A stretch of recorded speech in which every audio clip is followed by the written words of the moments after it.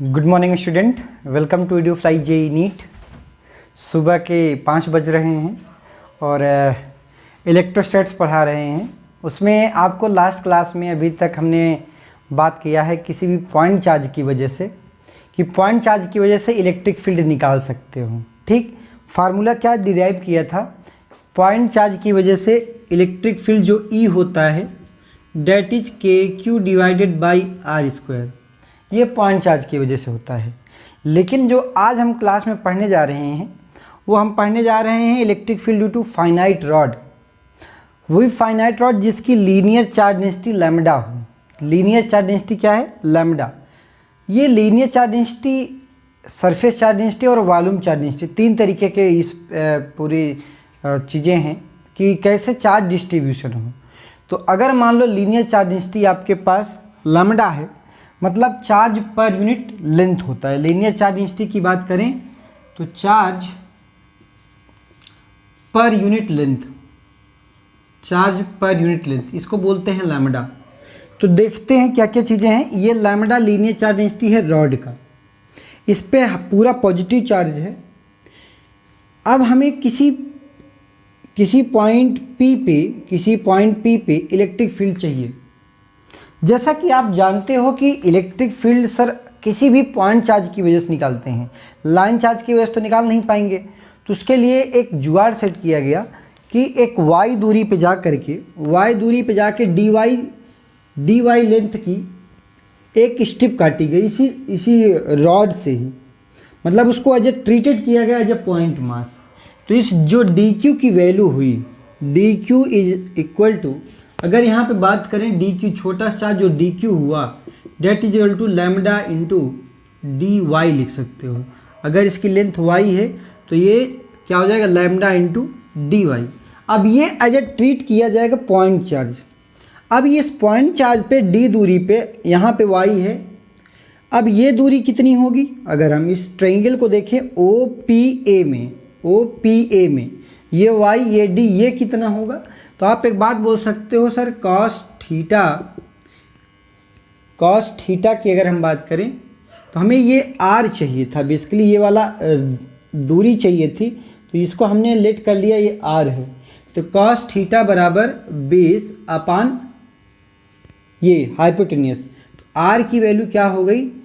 d divided by cos of theta, या r की जो वैल्यू आई d सेक थीटा वैल्यू आई, r equal to d sec theta. तो सर ये दूरी पता चल गई। अब KQ बाई R² होता है, सब पॉइंट चार्ज की वजह से आपने बात किया था KQ बाई R²। तो इस जो DE की वैल्यू आई, चूँकि अगर पॉजिटिव यूनिट पॉजिटिव चार्ज रखते हो, ये भी पॉजिटिव नेचर का ही है, तो क्या करेंगे? रिपल्सन करेंगे। तो अगर ये एंगल थीटा पे जाके d थीटा का एलिमेंट लिया है, तो जो आपके पास जो DE हुआ उसकी लेंथ, उसकी वैल्यू क्या हुई? K तो कांस्टेंट है into DQ divided by R²। तो इसकी वैल्यू लिखेंगे तो आपके पास क्या आ गया? K इंटू DQ कहाँ है आपने निकाला है? Lambda into dy divided by R²। R की वैल्यू क्या लिखा है? d² सेक स्क्वायर थीटा। ये आपके पास DQ आ गया। ठीक, ऑल राइट। अब बात समझते हैं सर, ये तो ठीक है, हमारे पास ये वैल्यू आ गई, dy के टर्म DE आ गया, इसके दो कंपोनेंट होंगे। तो इस DE के दो कंपोनेंट, एक तो D परपेंडिकुलर, इस रॉड के परपेंडिकुलर, अगर ये थीटा तो ये थीटा, तो ये क्या हो जाएगा? D cos थीटा, और ये वाला E पैरेलल की जो वैल्यू हुई D sin थीटा। ठीक, अब जो D पैरेलल और E पैरेलल और E परपेंडिकुलर की जो वैल्यू आई है, अब इनको क्या करेंगे कि आपके पास कुछ रिप्लेसमेंट करेंगे। तो अगर आप यहाँ पे इस ट्रायंगल में देखें तो tan theta equal to perpendicular upon base y divided by d, या y equal to d tan theta. ठीक, या dy की अगर हम वैल्यू करें, डिफ्रेंशिएट कर, चूँकि dy आपको चाहिए, तो dy बराबर d sec square theta d theta. तो आपके पास dy की वैल्यू आ गई। इस dy की वैल्यू यहाँ पे जाके प्लेस करेंगे तो आपके पास वैल्यू क्या आएगी? k लैम्डा इंटू dy की जगह पे d sec square theta d theta divided by नीचे क्या दिया है D square sec square theta. तो देखो एक डी ने एक डी को मार दिया, सेक स्क्वायर थीटा पूरा कंप्लीटली कैंसिल। तो आपके पास क्या आ गया, k lambda into D theta divided by d, sorry k lambda divided by D into D theta, k lambda divided by D into D theta. अब ये जो आपके पास डी ई आया है, इसके दो कंपोनेंट जैसा कि आप जान गए, ई परपेंडिकुलर, इस रॉड के परपेंडिकुलर कंपोनेंट और इस रॉड के पैरेलल कंपोनेंट यहाँ पे। तो जो आपके पास ये वैल्यू आई, अगर इन दोनों को ध्यान से देखें तो आपके पास ई परपेंडिकुलर की जो वैल्यू आई है that is D E cos of theta. D की वैल्यू आपने निकाले हो k lambda by D into D theta, तो k lambda divided by D into cos theta D theta into D theta. अगर आप कुछ मॉडिफिकेशन यहाँ पे करना चाहें, क्या है, चूंकि रॉड आप यहाँ से चालू करके यहाँ तक जा रहे हो और आपने जो थीटा लेट किया है, जो एलिमेंट इसके लिए निकाला, ये इस साइड थीटा लेट किया है। अब ये रॉड तो आपने ऊपर जो डीएल लेंथ है इसके लिए निकाला है डी थीटा। तो मैं एक लेट करता हूँ, उसको थीटा 1 लेट करते हैं, और नीचे वाली रॉड को अगर कवर करना हुआ, इस नीचे वाली अगर रॉड को कवर करना है तो आप क्या करो, इसी पॉइंट पे जो आपके पास ये वैल्यू आ रही है रॉड को कवर करने के लिए, इसको थीटा 2 लेट करो माइनस में। ठीक, माइनस में लेट करने का मतलब ये आपके पास नीचे है, और प्लस में लेट करने का मतलब ये ऊपर है। ऐसे दो साइन कन्वेंशन, एक तरीके से ऐसा मान लें कि ये सर साइन कन्वेंशन है। अब क्या करना है आपको, यहाँ पे E perpendicular is equal to कहाँ से कहाँ तक, ई परपेंडिकुलर पूरे रॉड की वजह से कहाँ से कहाँ, minus theta 2 to theta 1, minus theta 2 से थीटा 1। चूँकि माइनस ले रहा हूँ तो जो आगे भी क्वेश्चन में लेना वो माइनस में मत लेना, चूँकि मैं यहाँ पे माइनस कंसीडर ही कर रहा हूँ इससे डेरिवेशन में। तो वैल्यू क्या है, के lambda divided by d cos theta D theta. ठीक, अब इसका इंटीग्रेशन कॉस थीटा का साइन थीटा होता है। तो आप यहाँ पे जो वैल्यू कांस्टेंट है, के कांस्टेंट है, lambda divided by distance constant है, कॉस थीटा का क्या हो जाता है, साइन थीटा, कॉस थीटा का साइन थीटा सर। अब यहाँ पे माइनस थीटा 2 टू थीटा 1, तो आप जानते हो upper limit minus lower limit, तो k lambda divided by D sine theta 1 minus फिर sine of minus theta 2। Sine minus theta 2 आपको पता है कि जो माइनस थीटा होता है वो फोर्थ क्वाड्रेंट में, अगर जीरो ये है तो फोर्थ क्वाड्रेंट नीचे है ना, ये नीचे है, तो उसमें ASTC रूल, कॉस थीटा सिर्फ पॉजिटिव होता है, बाकी साइन थीटा क्या होगा, it this will gives you negative value. तो आपके पास ये वैल्यू क्या आएगी, के lambda divided by D sine theta 1 minus, फिर माइनस ये आ जाएगा माइनस साइन थीटा 2, तो माइनस माइनस प्लस, तो के आएगा के lambda by D sine theta 1 plus sine theta 2। This is very important formula in the case of E perpendicular for the line charge having finite rod। अगर line charge है किसी rod पे, uniformly charge distribution है lambda, तो आपके पास E perpendicular की जो value आएगी के lambda by D sine theta 1 plus sine theta 2। Sir अब तो ये बात समझ में आ गई, ये फार्मूला नोट डाउन कर लें, right it down. E perpendicular, first right it down, सभी बच्चे लिख लें, नोट करें, पॉज कर दें 2 मिनट के लिए, नोट कर लें अच्छे से। चलें सर, ई परपेंडिकुलर आ गया, ई पैरेलल की बात करते हैं, ये वाला ई पैरेलल। चले, ई पैरेलल अपने ये नोट डाउन कर लिया ना। चले मेरे प्यारे बच्चों इधर आ जाओ, चले ई परपेंडिकुलर, ई पैरेलल की बात करते हैं। ई पैरेलल आपके पास जो कंपोनेंट आया है, ई पैरेलल बराबर डी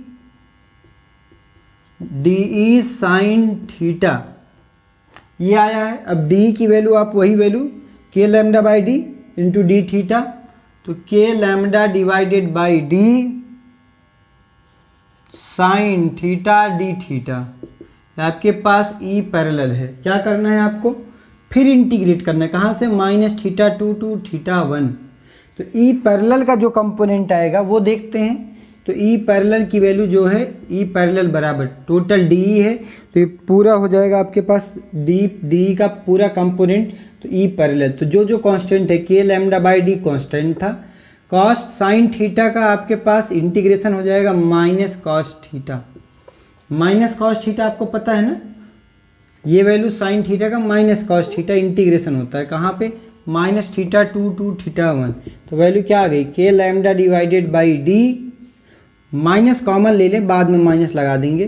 तो कॉस θ1 माइनस कॉस ऑफ -θ2, ये आया। कॉस माइनस थीटा बराबर कॉस थीटा होता है, इसमें कोई शक वाली बात नहीं है। कॉस माइनस में जो होता है वो वैल्यू पॉजिटिव हो जाती है। तो आपके पास क्या आ गया, minus k lambda divided by d cos θ1। तो ये वैल्यू क्या हो जाएगी, प्लस में ही रहेगी, माइनस कॉस θ2। अब ये माइनस अंदर कर ले, ये जो बाहर वाला माइनस है अंदर कर लें। तो k lambda divided by d cos θ2 minus cos θ1। This is e parallel. ये आपके पास पैरेलल कंपोनेंट है। तो दोनों पैरेलल और परपेंडिकुलर आपने सभी ने लिख लिया, राइट इट डाउन, नोट करें। हो गया बच्चों, चलें साहब, आपके पास जहाँ पे आपको ज़रूरत पड़े आप तुरंत क्या किया करो, पॉज करके लिख लिया करें। तो सर हमें दो फार्मूले आपने बताए और दोनों डिराइव करके प्रॉपर तरीके से बताए। चूँकि हमें पॉइंट चार्ज के बारे में पता था, लाइन चार्ज के बारे में पता नहीं था, तो इस तरीके से हमने लाइन को पॉइंट में चेंज करने के लिए एक जुगाड़ सेट किया था। तो आपने दो चीज़ें पढ़ी। क्या पढ़ा सर, ई पैरेलल कंपोनेंट पढ़ा जिसकी value k lambda divided by d cos θ2 minus cos θ1। दूसरी ई परपेंडिकुलर कंपोनेंट पढ़ा k lambda by D sine θ1 plus sine θ2। अब कुछ क्वेश्चन देखते हैं क्वेश्चन के तौर पे। चलें साहब, अगर मान लो आपके पास एक यहीं पे electric field due to infinite rod हो जाता, इनफाइनाइट रॉड, अगर इनफाइनाइट रॉड हो जाता और लीनियर चार्ज डेंसिटी लैम्डा होती तो ये फार्मूला कैसे निकालते। तरीका बिल्कुल वही, तरीके में कोई अंतर नहीं है। इन्फिनिटी क्या है, ये इन्फिनिटी रॉड जो है, इन्फिनिटी कोई रॉड इन्फिनिटी नहीं होती। Infinity is a relative term. ऐसा नहीं कि सर इन्फिनिटी वाला रॉड ले आके दिखाओ, तो ऐसा कोई रॉड होता ही नहीं, अनंत तरीके कोई रॉड नहीं होती। Infinity is a relative term. जैसे मान लो एक एग्जांपल बताएं कि मान लो कि इन्फिनिटी, मैं बोला कि मेरी लंबाई इन्फिनिटी है, लेकिन किसके रिस्पेक्ट में है। अगर मैं कहूँ कि थिकनेस ऑफ एयर के रिस्पेक्ट में है, तो थिकनेस ऑफ एयर कितना, मिलीग्राम होगा या माइक्रोग्राम, सॉरी मिलीमीटर में होगा या माइक्रोमीटर में होगा, या फिर बहुत ही छोटी यूनिट होगी माइक्रोमीटर में। अब उसके माइक्रोमीटर के कंपैरिजन में मेरी जो लेंथ होगी, चाहे वो 6 फुट हो जाए, जितनी भी वैल्यू हो, तो कहने का मतलब क्या है, ये जो माइक्रोमीटर के रिस्पेक्ट में 5 मीटर, 2 मीटर, 1 मीटर जो वैल्यू है, ये क्या है, इन्फिनिटी है। तो it is a relative term. अगर हम बात कर रहे हैं रॉड के केस में, तो आपके पास रॉड ये है, अगर बहुत छोटी दूरी हो जाए, मान लो d is very small, if d is very very small as compare to length of the wire, तो अगर आप ध्यान से देखो तो ये अब एंगल कितना बन रहा है, अगर आप खुद यहाँ पे एनालाइज करो तो एंगल कितना टेंड कर रहा है। θ1 जो था इट इज़ अप्रॉक्सीमेटली 90 डिग्री।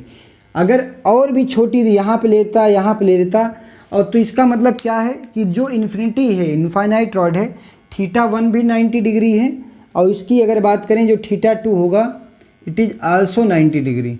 अब ई पैरेलल, ई परपेंडिकुलर की बात कर लें, अगर यहाँ पे पॉजिटिव चार्ज है तो यहाँ पे निकालना चाह रहे यूनिट पॉजिटिव चार्ज रखोगे, तो सर एक तो इलेक्ट्रिक फील्ड के परपेंडिकुलर कंपोनेंट तो ये होगा क्योंकि रिपल्सन होगा, और दूसरा क्या होगा, हमने ऐसे माना है, ठीक, इसको हमने माना है, तो ये ई पैरेलल होगा सर, ई पैरेलल और ई परपेंडिकुलर, दोनों वैल्यू कैलकुलेट करके देखते हैं फर्स्ट। तो आपके पास इसमें लीनियर चार्ज डेंसिटी लैम्डा था, सब वही सारा सब कुछ तरीका। तो ई परपेंडिकुलर पहले के lambda divided by D sine theta 1 plus sine theta 2, theta 1 भी 90 थीटा 2 भी 90। तो साइन, अब ऐसा नहीं कि ये माइनस ले लें, थीटा 2 निगेटिव नहीं लेना चूँकि आप डेरिवेशन निगेटिव मान के ही किए हो। तो वैल्यू क्या, साइन 90 प्लस साइन 90, तो वैल्यू क्या हो जाएगी, साइन 91 साइन 91, तो 2k lambda divided by D, 2k lambda divided by D. अगर हम बात करें ई पैरेलल की तो आपके पास वही value k lambda divided by d cos theta 2 minus cos theta 1, theta 2 भी 90, तो cos of 90 minus cos of 0 degree.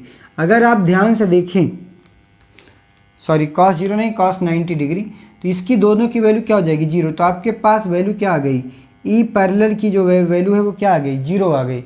इसका ये इसका जो मीनिंग है वो ये है कि रॉड जितना ऊपर है रेफरेंस पॉइंट के उतना ही नीचे है। तो जो कंपोनेंट ये वाला कंपोनेंट आएगा पैरेलल, वो एक दूसरे को क्या कर देगा, कैंसिल आउट। जैसे सपोज आपने यहाँ पॉजिटिव चार्ज लेट करके डी ऐसे लिखा था ना, तो इसका एक कंपोनेंट ये आया, तो जब निगेटिव नीचे वाला अगर उतना ही बराबर होता है तो डी की जो वैल्यू होगी, इसका जो ये वाला कंपोनेंट होगा वो इसके बाद इक्वल होगा, ये दोनों क्या हो जाएंगे, इक्वल हो जाएंगे। तो ये आपस में क्या हो रहे हैं, कैंसिल आउट हो रहे हैं। तो इसकी वजह से आपके पास जो इनफाइनाइट रॉड की वजह से होगा तो 2k लैम्डा बाई डी ही होगा। अगर बात करें सेमी इनफाइनाइट, कौन सा, सेमी इनफाइनाइट, तो वो भी बात कर लेते हैं। क्वेश्चन नंबर 2 लिख लें, electric field due to semi infinite rod,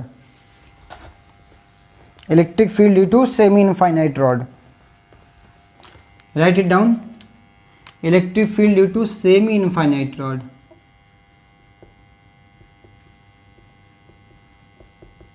semi infinite rod, तो सेमी का मतलब होता है कि सिर्फ एक साइड, ऐसे माने।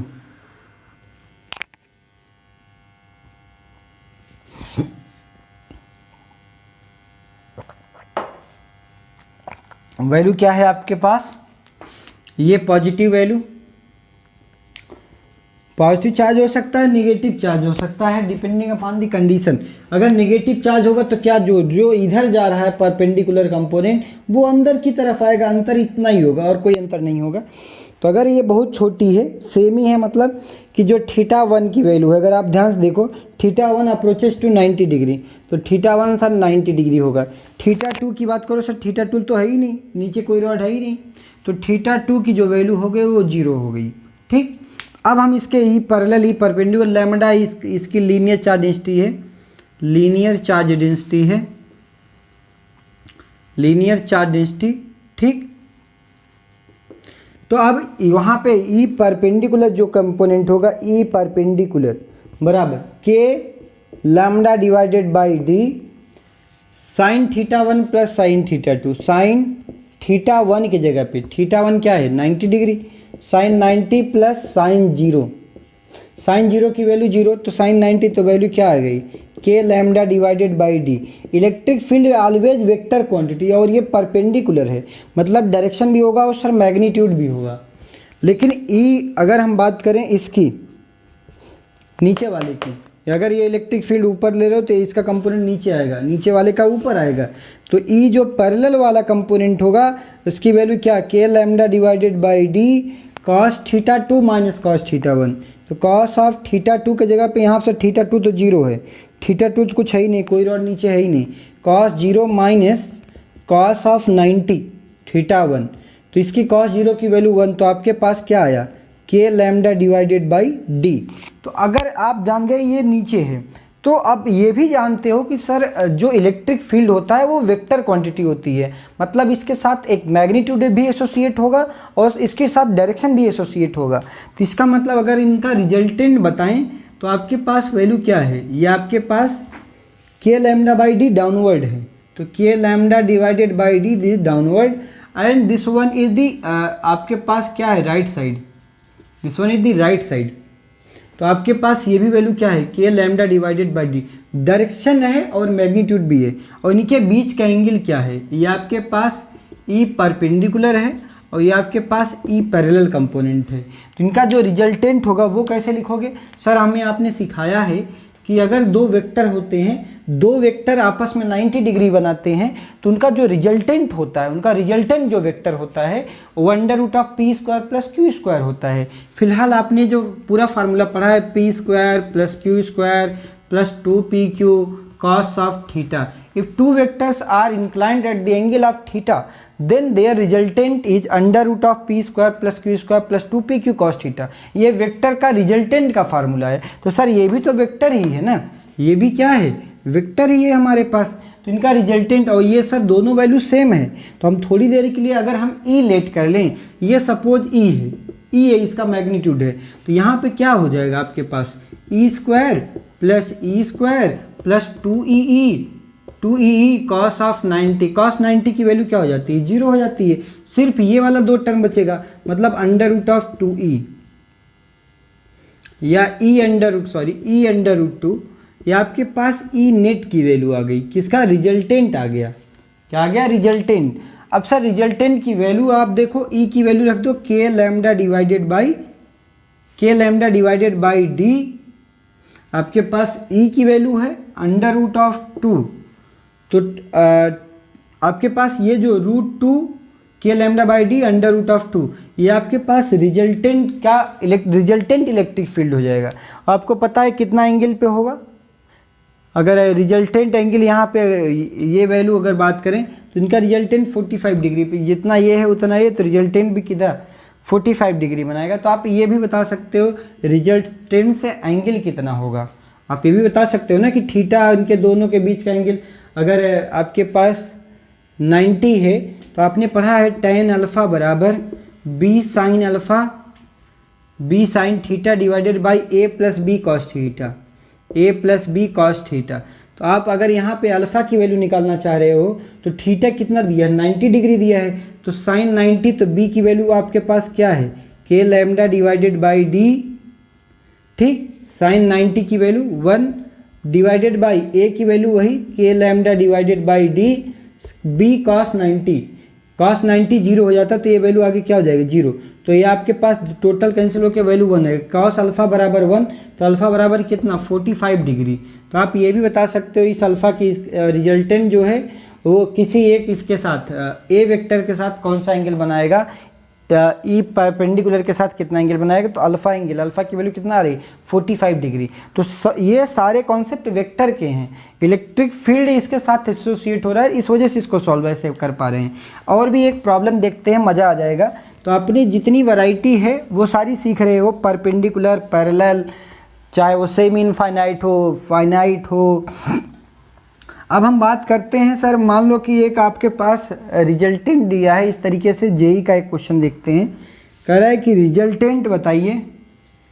क्वेश्चन 4, आपके पास this is square having, this is minus, this is plus, this is minus, this is plus. ठीक, ये इसका सेंटर दिया है, rod a b c d. आपसे पूछा find out net electric field, find out net electric field at centre of square, at centre of square. ठीक, चालू करें, कोशिश करें, कोशिश करो बच्चों। सर ये यूनिट पॉजिटिव चार्ज है, लैम्डा वही सब पे, ये सॉरी निगेटिव वैल्यू दिया है ना ये, तो ये निगेटिव वैल्यू सर पूरे रॉड में, इसमें फिर पॉजिटिव वैल्यू पूरा रॉड में, फिर ये निगेटिव वैल्यू पूरी रॉड में, फिर ये पॉजिटिव वैल्यू पूरी रॉड में, ये है। अब यहाँ पे अगर आप ध्यान से देखो तो यहाँ पे ए बी रॉड, कौन कौन से रॉड हैं सर? ए बी रॉड है, ए बी रॉड है, फिर कौन सा रॉड है सर? बी सी रॉड है, फिर कौन सा रॉड है सर? सी डी रॉड है, फिर कौन सा है? डी ए रॉड है। There are 4 rod arrangement. अब इनका वेक्टर हम निकालना है, इलेक्ट्रिक फील्ड वेक्टर। तो चलो ए बी रॉड की वजह से ही निकालते हैं, एक एक करके निकालते हैं। तो ए बी रॉड का अगर हम सारा सिचुएशन बनाएं, ये आपके पास ए बी रॉड है, ये पॉइंट ओ है सपोज, यहाँ पे क्या है आपके पास पॉइंट ओ है। तो आप दिख रहा होगा अगर इसको यहाँ पे अगर परपेंडिकुलर डालें तो ये वैल्यू कितनी हो जाएगी आप खुद ही बता सकते हो। स्क्वायर है तो ये 45 सर, ये भी 45। तो इसका पैरेलल और परपेंडिकुलर, अगर यहाँ पे यूनिट पॉजिटिव चार्ज रखते हो +1 यूनिट का, तो ये क्या करेगा, अट्रैक्ट करेगा, ये दोनों क्या करेगा, अट्रैक्ट करेगा। मतलब ये क्या होगा, ई परपेंडिकुलर की जो वैल्यू होगी डेट इज के लैम्डा डिवाइडेड बाई डिस्टेंस के जगह पे a/2, ये अगर टोटल a है तो ये हाफ कितना हो जाएगा, a/2, तो ये हो जाएगा a और डिवाइडेड बाई 2। यहाँ पे साइन 45 अगर परपेंडिकुलर लिख रहे हो साइन 45 प्लस साइन 45, तो आप लिख सकते हो 2 डिवाइडेड बाई √2। साइन 45 क्या होता है 1/√2, तो 1/√2 प्लस 1/√2, तो वैल्यू 2/√2। अगर आप ध्यान से देखो तो ये value 2k lambda divided by a, 2k lambda divided by a, यहाँ पे 2/√2। तो आप एक बात बता सकते हो, यहाँ पे √2 लिख सकते हो, तो या 2√2 k lambda divided by a, k lambda divided by a। तो ये आपके पास कौन सी वैल्यू आई, पैरेलल की परपेंडिकुलर। सर ये परपेंडिकुलर वैल्यू आई वो भी इस साइड, तो यहाँ पे मतलब -i के फॉर्म में लिख सकते हो। तो माइनस रिप्रेजेंट करेगा कि अगर ये ओरिजिन है तो ये वाला माइनस डायरेक्शन में है, तो आपके पास ई परपेंडिकुलर आया ड्यू टू ए बी। अब सर अगर ई पैरेलल की बात करने जाएं तो इक्वल एंड अपोजिट होगा। अगर आप देखो जितनी रॉड ऊपर है उतनी रॉड नीचे है, तो ये दोनों एक दूसरे को क्या करेंगे, कैंसिल आउट कर देंगे। तो हम यहाँ पे ई पैरेलल की वैल्यू क्या हो जाएगी, 0 हो जाएगी। अब हम बात करते हैं BC रॉड की। तो BC रॉड यहाँ पे बनाएं, ये आपके पास B है, ये C है, यहाँ पे लैम्डा इसका यूनिट पॉजिटिव चार्ज दिया है। अब यहाँ से भी परपेंडिकुलर डालें, तो अगर आप परपेंडिकुलर डालो तो अगर इसको पॉजिटिव लेते हो θ1 और इस वाले को θ2, तो वैल्यू क्या आएगी, θ1 की वैल्यू क्या है, θ1 = सर 45, θ2 भी क्या है 45, तो साइन 45 प्लस साइन 45। बाकी आपके पास पैरेलल जो इसका कंपोनेंट होगा वो भी कैंसिल आउट हो जाएगा, तो इसके पास ये वाला कंपोनेंट बचेगा। तो आप क्या इस तरीके से, यहाँ पे पॉइंट O था सर, आपने ये इसको ऐसे मिलाया, इसको ऐसे मिलाया, तो अब यहाँ पे अगर जैसे ही पॉजिटिव चार्ज कर रखे तो आपका परपेंडिकुलर कंपोनेंट नीचे जाने लगा। तो इसकी वैल्यू क्या आ रही आप देख सकते हो, जैसे ही आप यहाँ पर रखोगे तो वैल्यू क्या आएगी, k lambda divided by a divided by 2। a/2 क्यों सर, ये दूरी कितनी है आपके पास, ये वाली दूरी सेंटर से क्या है a/2।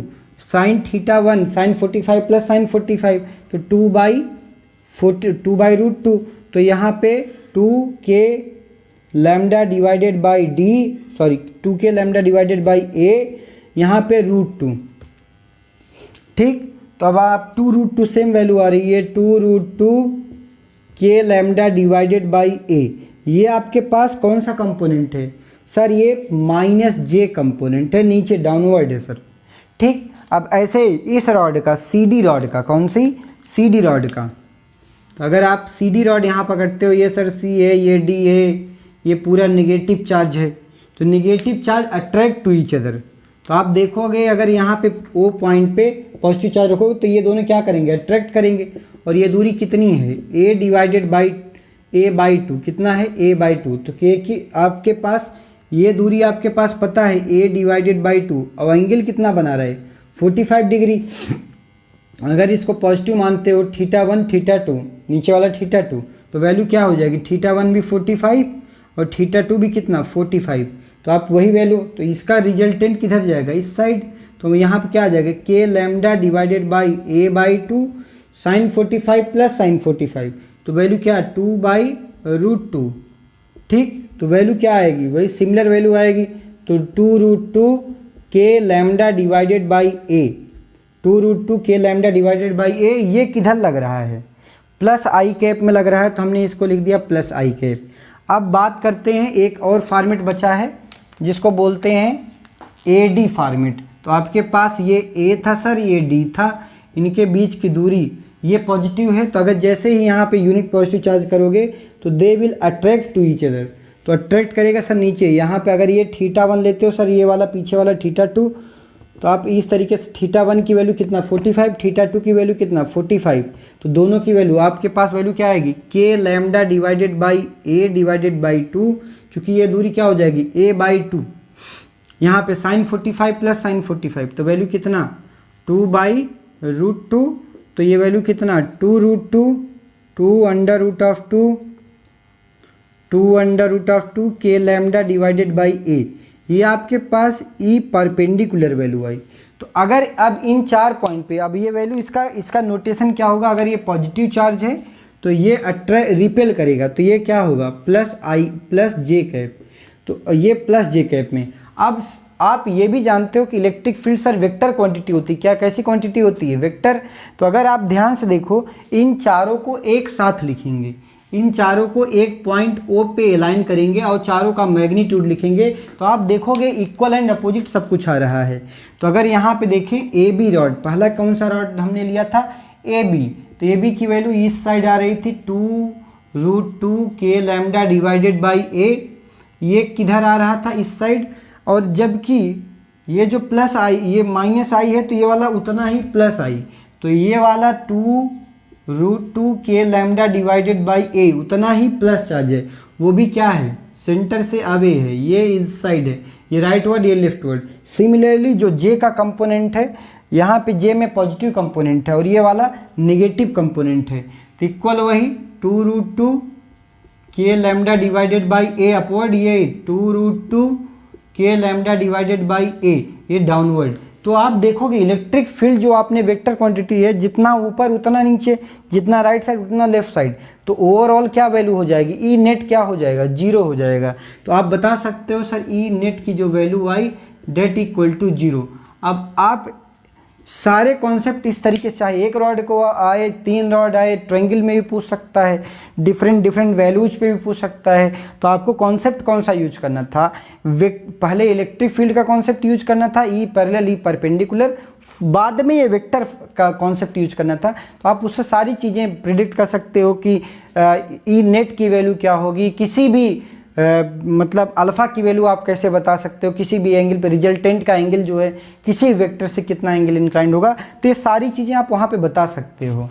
तो अब बात करते हैं, मान लो कि अब रॉड के लिए आप सारी चीज़ें जान गए हो, जितने भी क्वेश्चन आएंगे, एक क्वेश्चन इस टाइप का भी आ सकता है, तो उसमें डरने की कोई बात नहीं है। लेट अस सी।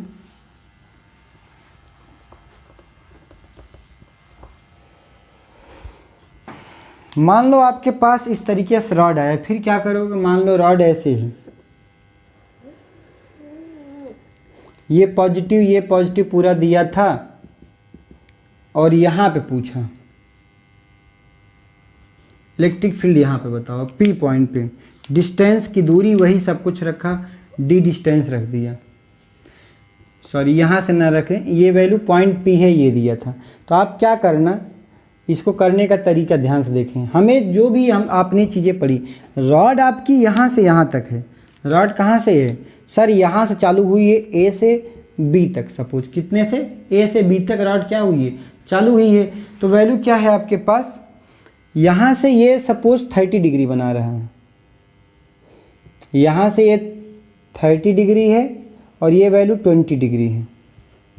तो आप कैसे करोगे, θ1 क्या लेट करोगे, θ2 क्या लेट करोगे, तरीका करने का क्या है, इस रॉड को नीचे खींच के ले आएंगे, आपके पास आपने रॉड कहाँ से, इसके रॉड की वैल्यू कहाँ चालू किया था, अगर आपको रॉड यहाँ पे ले आनी पड़े तब वैल्यू, इसका मतलब जो थीटा आप इसके नेगेटिव ये वैल्यू लेते थे, अगर ऐसे होता रॉड यहाँ चालू होती तो वैल्यू क्या लेते, +20 लेते, लेकिन रॉड की ऐसी सिचुएशन नहीं दी है, रॉड की ये सिचुएशन दी है। फिर क्या करोगे, θ1 की जो वैल्यू होगी, क्योंकि आपने हमेशा ये ऐसे वैल्यू θ1 ऐसे लेट किया है, ठीक, तो अब रॉड को करने का तरीका क्या है, इसको नीचे ले आएंगे और θ1 की जो वैल्यू है, क्योंकि अगर यहाँ पे बात करें रॉड अगर नीचे आएगी तो जो θ1 आपके पास दिख रहा है, θ1 की वैल्यू कितना लिखोगे, 20 + 30, 20 + 30, तो वैल्यू कितना 50 डिग्री θ1 लिखोगे, ठीक। अगर हम बात करें θ2 की वैल्यू, θ2 ही इम्पॉर्टेंट है, तो θ2 अगर यहाँ पे देखो तो आपके पास अगर यहाँ पे अगर आप रॉड यहाँ पे ले आए तो इसका मतलब है कि आप, ये तो ऊपर जा रहा है और आपने ये नीचे वाला ही माना है, तो θ की वैल्यू -20 रखोगे, क्या रखोगे -20 डिग्री, रॉड यहाँ चालू है ना, तो ये क्या है जो थीटा 2 है आपने थीटा 2 नीचे माना है, तो थीटा 2 ये तो ऊपर जा रहा है, तो ये वैल्यू क्या है -20 डिग्री। तो अब सारी value E parallel E perpendicular वैसे लगाओगे कि सर ई परपेंडिकुलर आपने बताया था k lambda by D sine theta 1 plus sine theta 2, theta 1 theta 2 की वैल्यू वैसे ही लिखोगे। ई पैरेलल की जो वैल्यू होगी sir k lambda divided by D sine cos theta 2 minus cos theta 1। अब यहाँ पे वही थीटा 2 थीटा 1 मिल गया। दूरी कौन सी लोगे, दूरी ये वाली लेना, ये इसका कंपोनेंट जो भी वैल्यू हो ये दूरी आप यहाँ पे डी लोगे। तो इस तरीके से आपके पास जो लीनियर चार्ज डेंसिटी का कॉन्सेप्ट है कि जितना अगर आपके पास किसी भी सिस्टम पे किसी भी पॉइंट पे अगर इलेक्ट्रिक फील्ड पूछा जाए due to linear charge density, चाहे वो फाइनाइट हो रॉड, चाहे इनफाइनाइट हो, चाहे कोई एक system of arrangement of rods हो, तो आप ई नेट के बारे में बता सकते हो, ई रिजल्टेंट के बारे में बता सकते हो, ई पैरेलल बता सकते हो, ई परपेंडिकुलर बता सकते हो। तो इस तरीके से जो आज का कॉन्सेप्ट था, आपको कैसा लेक्चर लगा, आपको सारी चीज़ें समझ में आई कि नहीं आई, प्लीज़ पॉजिटिव नेगेटिव सारे कमेंट्स आप ज़रूर लिखें। कोई भी डाउट हो ज़रूर पूछें कमेंट बॉक्स में। तो मेरे प्यारे बच्चों आज के लिए बस इतना ही। Thank you.